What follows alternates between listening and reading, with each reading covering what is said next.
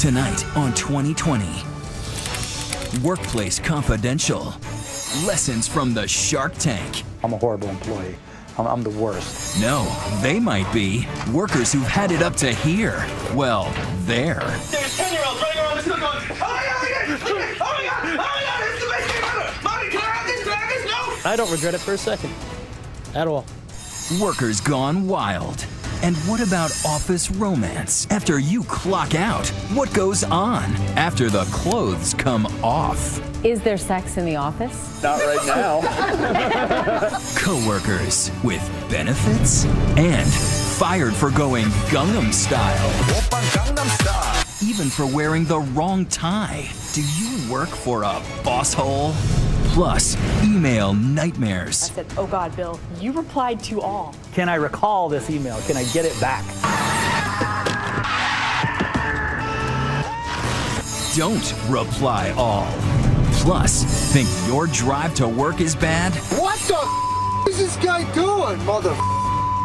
What about a 15-hour commute by plane, dog sled, even kayak? Probably the most relaxing part of my day. This is the most relaxing part of your day? The rest of your day must suck. The commute from hell. Tonight, if you've had it with work, this show's for you. Oh my goodness. Watch out, you don't want that on 2020. Workplace Confidential. Here's Elizabeth Vargas. Good evening. The presidential election this week was all about jobs and the economy, how hard it is to find a job and how hard it is to keep one. So with workplace insecurity at such a high, is it any wonder that workers of the world are melting down, acting up, and freaking out? What's new in the world of 9 to 5 will make you want to call 911. YouTube makes it look like the American workforce is on the edge of a nervous breakdown. Workers of the world rising up against infuriating workplace oppression, the tyranny of bulky computers, paperless printers, and annoying coworkers. I think there's a lot of rage. Now, many of these videos are fake. Some are clever viral marketing campaigns. This is really an ad for office chairs. But all these online videos tap into something real, something buried deep in the psyche of the modern worker. Let's call it cubicle rage. Organizational psychologist Ben Datner says white collar, blue collar, everyone's hot under the collar. What is it all about? The rewards of economic gains have gone, as we all know, to fewer rather than more people in society in general. And when people perceive inequity, they're likely to feel angry and they're likely to want to take retributive steps. He means revenge. And you've been on the receiving end of that if you've ever walked into the middle of an office worker's bad day. And it can be even worse for those who have to deal with the public, especially in the pressure cooker of fast food. This fried chicken restaurant worker is a hit online. But the most appalling example comes from Iowa. A pizza delivery turns ugly when the customer fails to tip the driver. He comes back and turns her front door into a urinal. These are people who have to say, "Have a nice day," every single time they deal with one of us. I mean, a lot of people in those customer-facing roles have to be actors and actresses, and that can be very onerous, burdensome, and problematic for certain people who, when pushed to a certain point, can really break. How was your day? Dave Heiner worked in a well-known video game chain store in New York. A coworker captured his state of mind the day after Christmas 2009. You know, my anger was frustration was building through the day. I was trying to be very polite to the people as they came and went. And pretty much as soon as we locked the door, the switch went off and I just lost it. Heiner says he was joking, sort of, but he says he truly had it with the customers and his manager.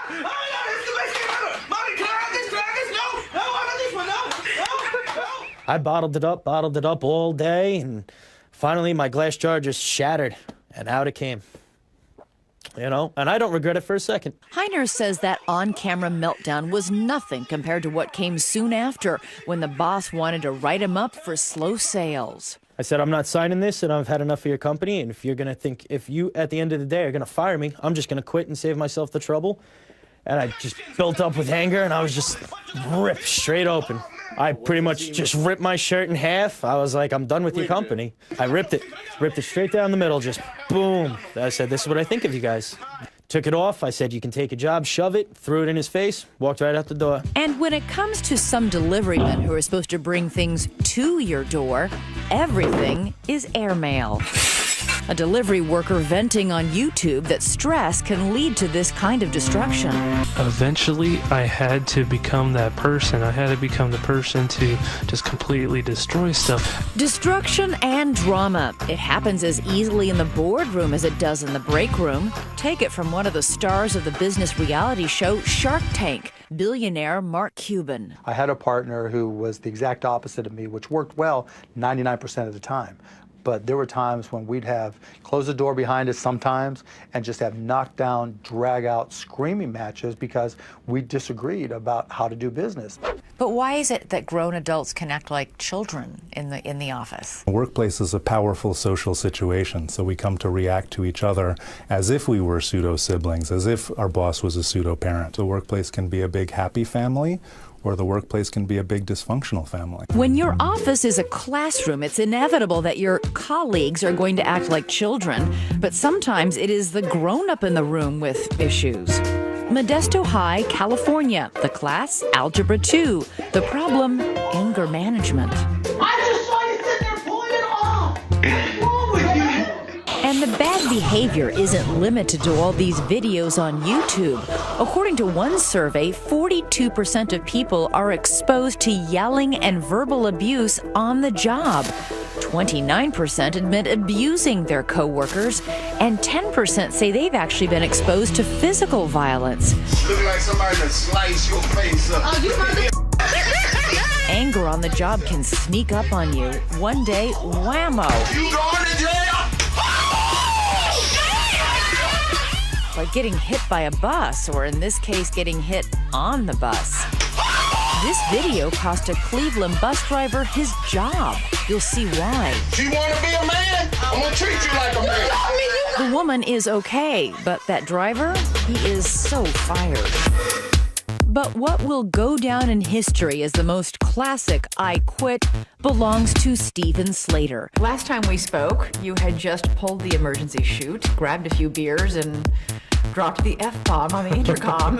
Fed up after 20 years as a flight attendant, I just kind of went with it. Parachuting into instant fame when he said, basically, take this job and shove it. This was a dramatic exit. You know, who hasn't been overworked and underpaid? Who hasn't been outsourced? Who isn't stressed? It was very resonant of where we are as a culture and a country in that moment, and still are.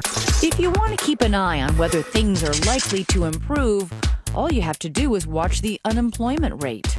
With the economy in the state that it's in, and jobs as scarce as they are, that's got to increase stress. Absolutely. As well as bad behavior. When they feel economically dependent on their job, they're likely to be more rigid, more political, more regressed, more emotional. If you had more people saying, hey, I think you're doing a swell job, I think you're doing a great job, you wouldn't have these people freaking out like me. The former game store clerk, Dave Heiner, says those workplace tantrums are nothing less than a desperate cry for dignity. An angry anthem for the underpaid, underappreciated worker. And he says more people should try it. Oh, man, you got enough feet. I got enough feet for that. I say just let it out. Tell them how you truly feel. You got enough feet for that. Next, when office romances go into overdrive. Is it okay to have sex in the building? That's a great question. Then don't get caught on the security cams.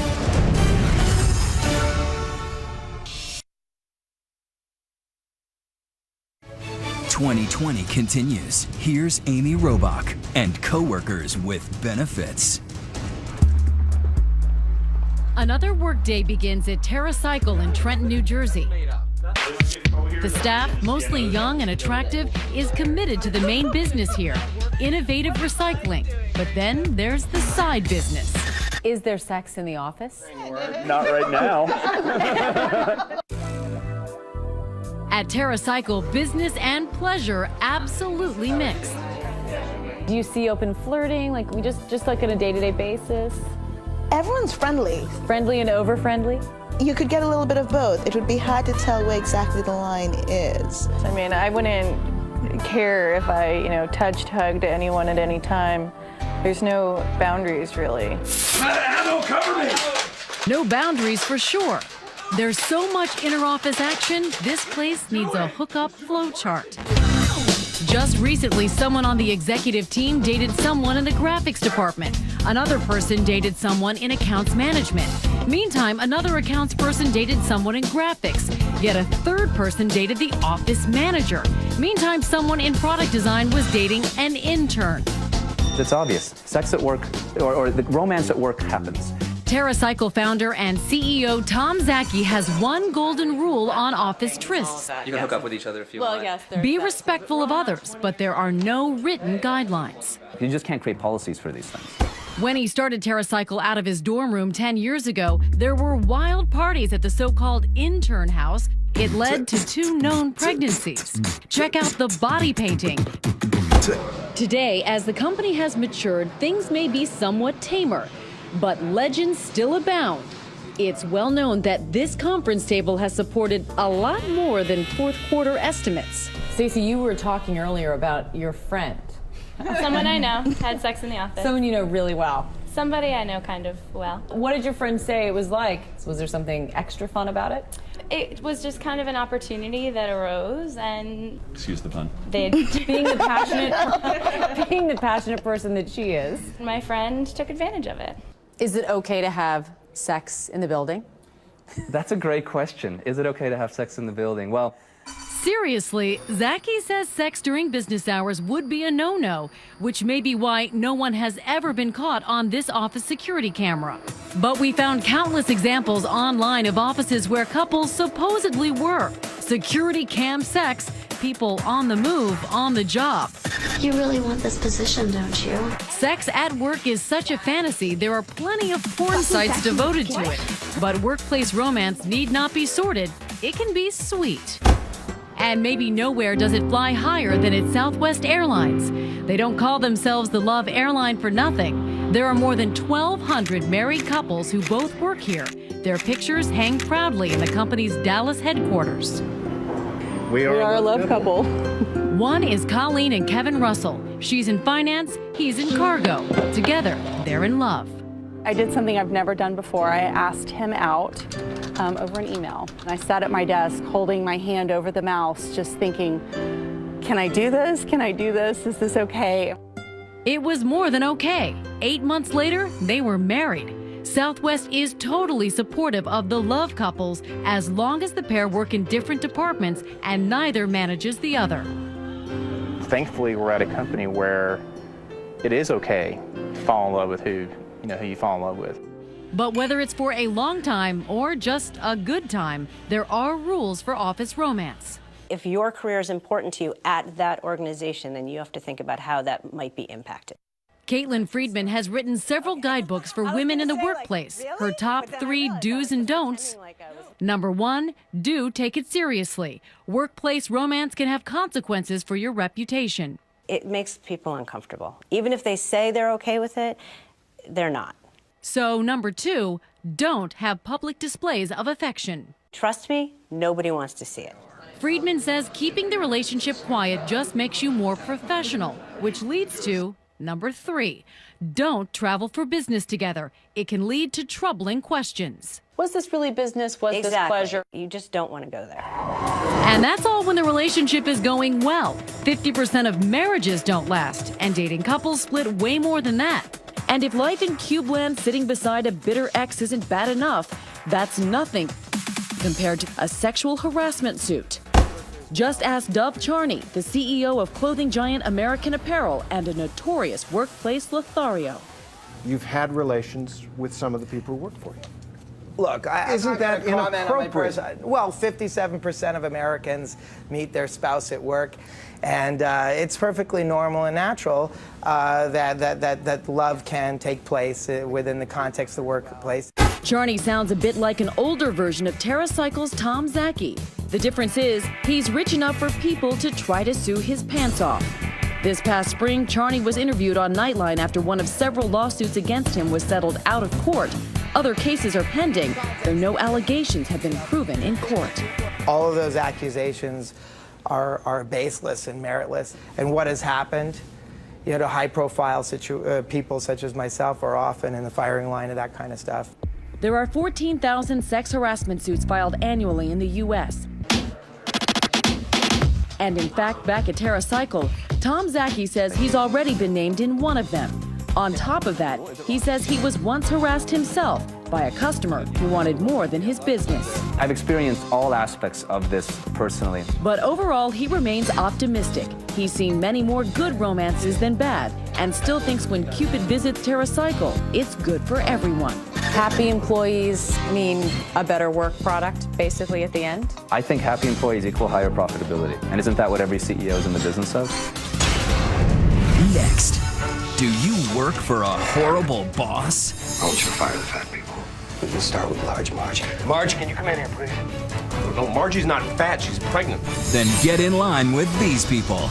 You won't believe why they say they got fired. It devastated me, actually.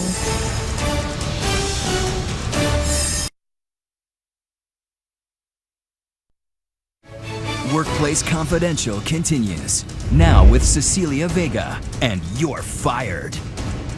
Biggest mistake many entrepreneurs make is that they try to do too much too soon, and it kills them. He is the star of Shark Tank and the billionaire owner of the Dallas Mavericks. On TV, Mark Cuban comes across as a tough guy boss with a volcanic temper. Come on, Joey, get your crew together!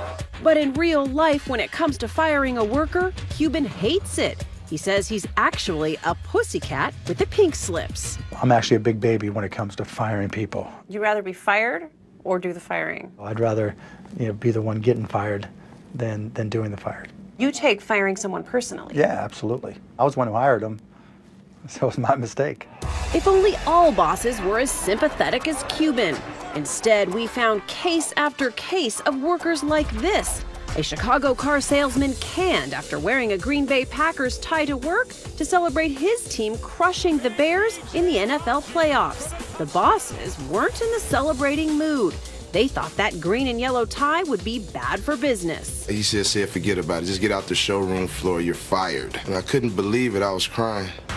Yes, holding on to your job these days can be like negotiating a treacherous minefield. Perhaps the most important pitfall to watch out for is a certain type of employer known by a colorful colloquialism. A bosshole is somebody who goes above and beyond to be cruel, sadistic, obnoxious of his or her staff. Yes, horrible bosses, like the one shown in the movie. You can fire Professor Xavier. You mean Hank? Yeah, he creeps me out, rolling around all day in his special little secret chair. Debbie Stevens claims her boss at the car dealership where she worked fits that profile perfectly. She donated a kidney to help her boss stay alive. Before Stevens went under the knife, Debbie's boss, Jackie Bruscia, even sent an email saying, "Thanks, more than I can ever say." But Stevens says soon after, the boss turned on her. She just went over and above the hostile boss scenario. While she was home recovering, Stevens says Bruscia delivered an unexpected kidney punch, demanding she get back to work. And I would let her, know that I was uncomfortable. I was still in pain. Did you get any sympathy? No, I didn't. It seemed to aggravate her. It was very upsetting. It devastated me, actually. Stevens complained to HR, and then she says she was transferred to what she calls a dead-end job and ultimately fired by the company. She's taking her case to court. For the boss and the company, the firing had nothing to do with the kidney. They say they did nothing wrong. Her boss treated her as a boss should. There was an employee there that was being unproductive and disrupting the other employees, and she was eventually terminated because of that. Still, Mark Cuban's calling a foul. You go down there and you say, okay, take all the time off you need to recover, because you just helped save someone's life. You don't second guess that. But even if your boss has a big heart, there are plenty of other ways to get canned in corporate America. Just try violating any of those countless company rules and policies. You've probably seen these now famous lifeguards from El Monte, California. Oppan Gangnam Style. This summer, they made their own video spoof of the monster Korean pop hit Gangnam Style.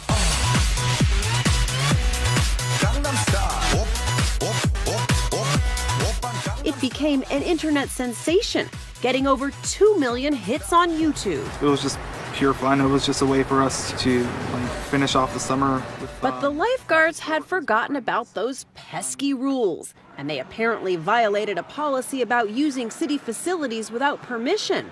All 13 of them were fired. They pretty much said they saw the video. It was embarrassing, disgusting, and they asked me to turn in my keys and said your services will no longer be needed. You guys think that video is embarrassing and disgusting? Not at all. Not at all. If we thought that, we wouldn't have even done it.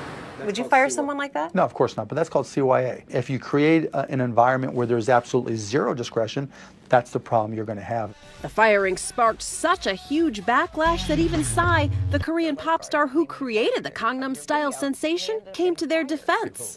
I'm begging you to do not fire, please. It looks like going public worked in this case. Feeling the heat, the city council recently voted to give the lifeguards their jobs back. So they're now dancing with joy.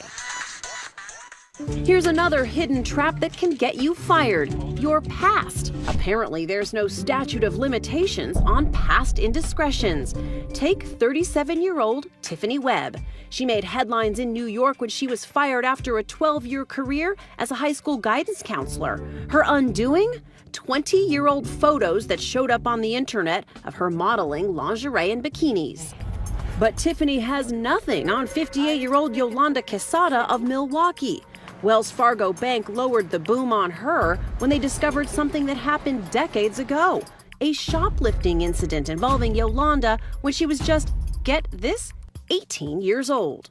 They said you're fired. You were let go for something you did not 1, not 2, not 3, 4 decades before that. Yes, yes, yes.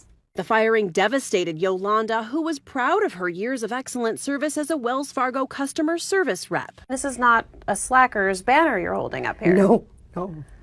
I was very good, and I like my job. Wells Fargo says it was just following the law, but Yolanda is now suing the bank. What do you want to say to your bosses? That I want my job back. This is not the way you do this. You know, I've changed my life. I worked for them for 5 years, and I gave good service, the best service. For Mark Cuban, stories like Yolanda's are exactly why he thinks bosses should think twice before showing a worker the door. What do you hate so much about firing people? Because I know you potentially are really hurting someone's life. And if I fired you, I failed as much as you have, probably more. Next, how many times has it happened to you by mistake? Hitting reply all when you're dissing all. And I have just undone what I think is a perfectly good career in one blank. Ever wish you could take it back?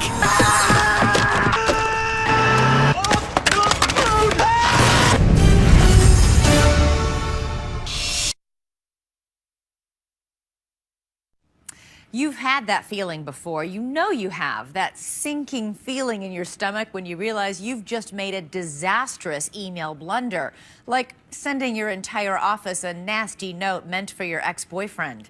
It can happen in a nanosecond, the same amount of time it could take for your career to end when you hit the wrong key at the wrong time to the wrong people. All of them.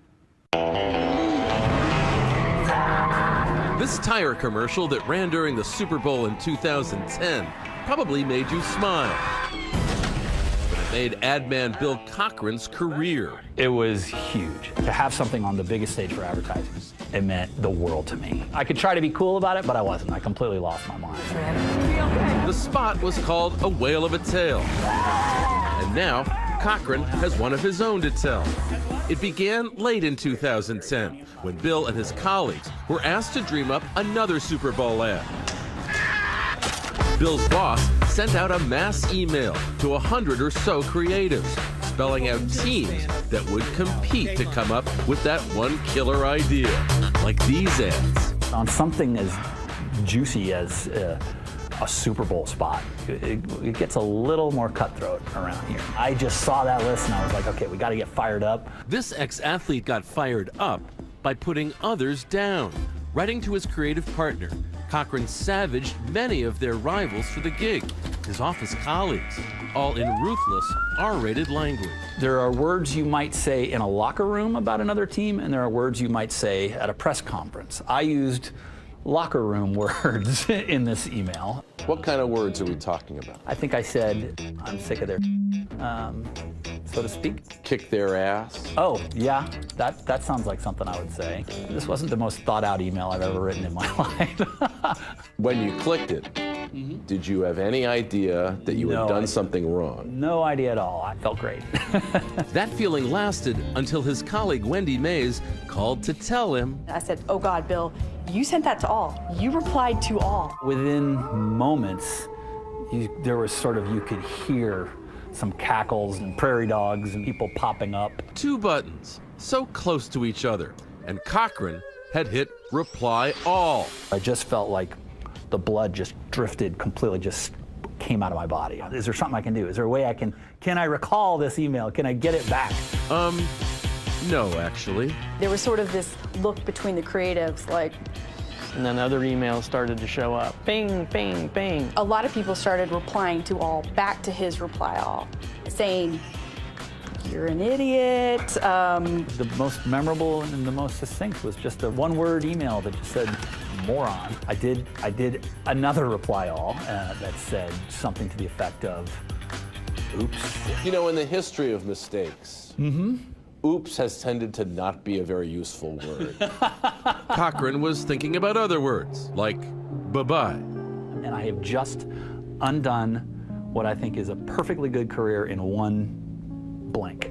He'd have company, like this scene in the newsroom when a producer sends an intimate email to her boss and hits reply all. What just happened? I got a staff email from you. Me too. I sent the email to Sloan. Will. Or the Cornell lovers, whose intimate emails about their extramarital fling, describing spanking, licking, and tickling, were read by their colleagues. The intern at the top legal firm, who accidentally shared with bigwigs that he was doing jack at work. The $300,000 a year UK exec, sacked when he publicly disparaged a job seeker for being too stupid to get a job. Cochran figured he'd be a job seeker himself in a few hours. I'm going to get fired for this. I'm going to lose my job. I'm going to have to move. I'm going to have to start over. I have undone all of this in one stupid click. I think he said something to the effect of, it's been nice knowing you guys. I'm going to go ahead and pack up my cubicle now. At some places, a guy who did something like that would have been fired. No, not here. I just don't think anybody comes running to me and says, you should know about the dumb thing that Bill Cochran did. That just never happens here. Instead, Cochran started doing a smart thing, apologizing.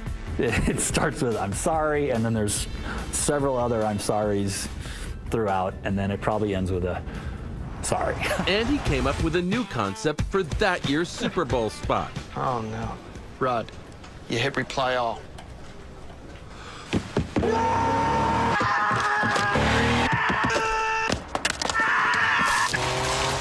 A spot called Reply All. And to his amazement, You know I was wrong. You just sent this email to me. Could you imagine? the client bought it, and it appeared on the Super Bowl earlier last year. I mean, lemons into lemonade, my gosh. Yeah. Yet even amid this happy ending, Bill Cochran has learned his lesson. When do you say what's really on your mind?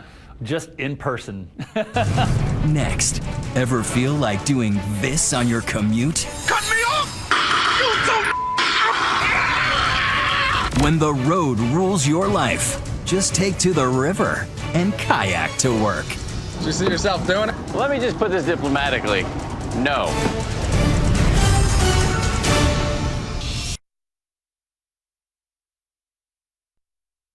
"2020 continues with Dan Harris.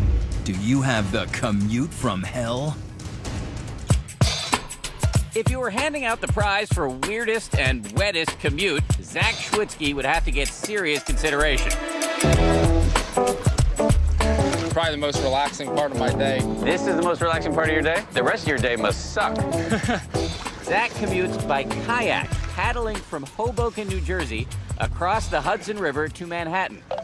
This is about 75,000 times harder than my commute.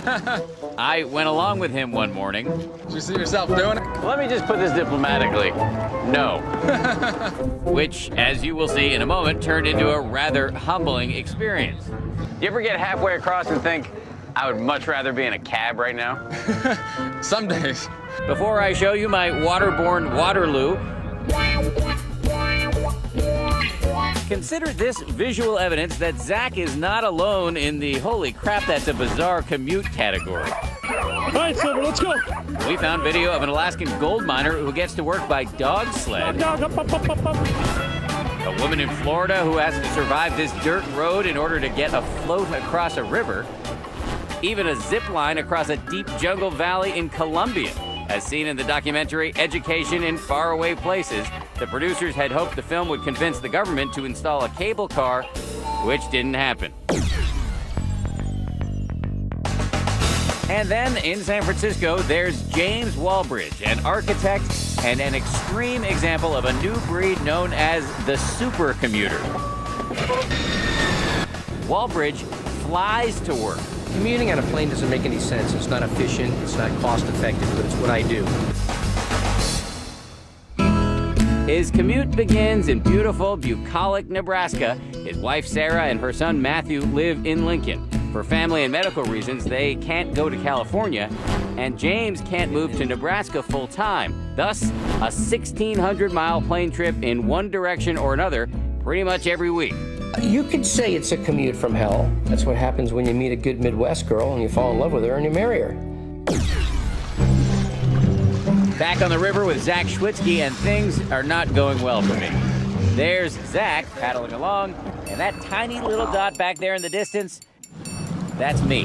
There's our correspondent. Ultimately, they had to tow me in. All right, this is how a real kayaker does it. In my defense, I want to say that even Zach admitted that on this day there was a current that was particularly fierce. While I actually did enjoy my little maritime meltdown, for most of us... Say, what the is this guy doing, mother? The daily forced march of a commute can take a genuine toll. Going 2 miles per hour on the highway! You can see it all over the internet. Day after day of the same old... Like this guy blowing off steam with a virtual drive-by. Cut me off!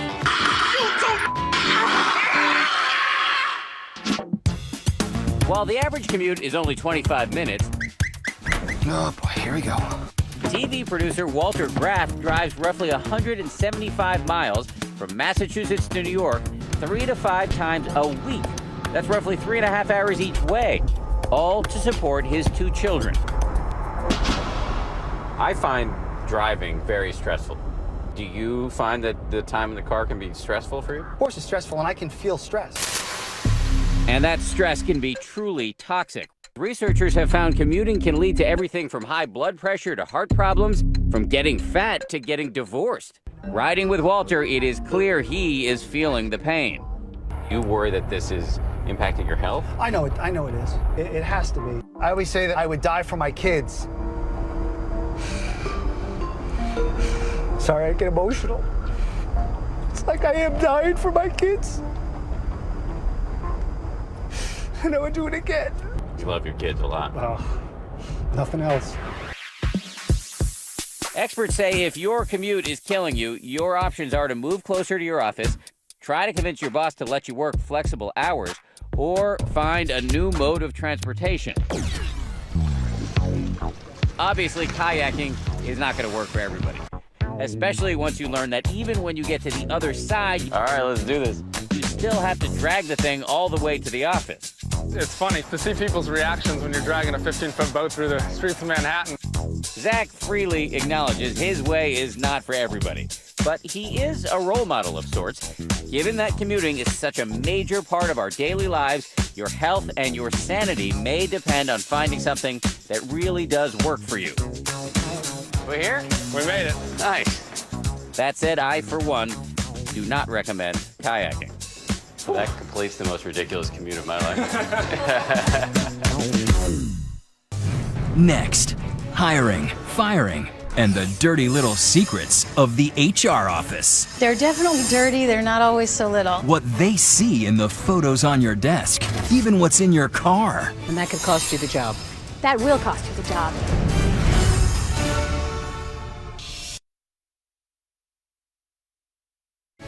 Workplace Confidential continues. Here now, Deborah Roberts and secrets from the HR office.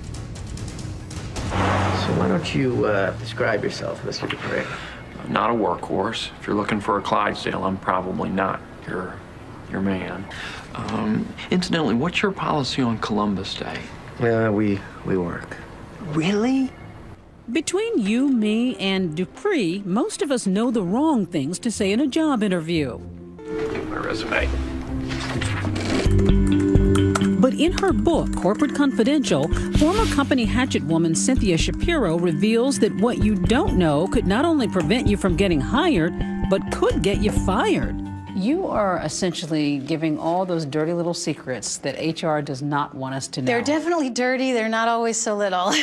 And they can be sneaky. If you see family photos on the interviewer's desk and start bonding over having kids, you may have fallen into a secret trap. There's an HR director that I know, and when you come in for the interview, she's got a picture of 2 adorable little kids that are facing you in the interview. She doesn't have kids. This is a trick. What she has is an edict from upper management to not hire moms. So if you start talking about your children, she knows right away to strike you off the list. Exactly right. That's terrible. And you'll never know. And there's even a secret backup plan that might keep moms from getting hired. The let me walk you back to your car trick. They're looking to see if you have a baby seat in the back. Aha, so they come over here and these people do. And that could cost you the job. That will cost you the job. But even if you land the job, Shapiro says prepare for a game of survival where only your boss knows the rules. Violate them and you may end up on the dreaded top secret layoff list. There really are layoff lists? Yes, there are secret. Yes, there are secret layoff lists. She confesses that all kinds of things can get you on the layoff list, including, get this, your vacation plans. Vacation time? You want vacation time? Go teach 3rd grade public school. But if you don't work in a boiler room like the guys in this film, and you actually get 2 weeks of vacation, Shapiro says no one tells you that you probably shouldn't take them all at once. Companies move too fast. They'll find a way around you in 2 or 3 weeks, and they'll realize they can do without you, and they will. And watch out for those Mai Tais and margaritas on your not longer than 1 week vacation. Oh yeah, we gotta trim some of the fat around here. Trim the, what do you mean by trim the fat? I want you to fire the fat people. Like in the movie, there are horrible bosses, Shapiro says, who'll put you on that layoff list simply for how you look, especially if you're looking too old. Only executives get to have gray hair. It's not fair, but that's how it goes. You want to look good, but not too good. Deborah Lee Lorenzano claims she was fired by Citibank because they thought her sexy looks were too distracting, even though she wore business clothes. The worst feeling was knowing that HR was not there to help me, but to help Citibank. Citibank insists Lorenzano was let go for poor job performance. We're going to need to go ahead and move you downstairs into storage B. No, I was told I could have some new people coming in. If your office space changes for the worst, like in this film, maybe you're being managed out. A clever way companies get rid of unwanted employees, along with dead-end projects. It's all about building a paper trail, proving you're a poor worker. The HR people are going to kill me for disclosing this on TV, but they will create documentation that makes the employee look like they're not doing their job. They fake documentation? They create it. It's all how you look at it, right? Shapiro says she was fed up with all that deception, so she quit her high-paying HR job and became a whistleblower. Today, she's on the other side of the fence. Is there an area the company is guiding you towards? Using her insider knowledge to counsel workers on getting ahead in the workplace. As for her best tip for staying off that company blacklist, even if your boss is like a devil wearing Prada, stay on her good side. All right, everyone, gird your loins. headlines. The people who are so positive about their job and say great things and openly support the company, they're the ones who are kept on usually, even if they are not the ones with the best skills and talent. But those are called the brown nosers and the suck-ups. They're the ones who are safe? Yeah, those are the ones who are safe. And that's our program for tonight, but be sure to stay tuned to Nightline after your local news. I'm Elizabeth Vargas, and for all of us at 2020 and ABC News, good night and have a great weekend.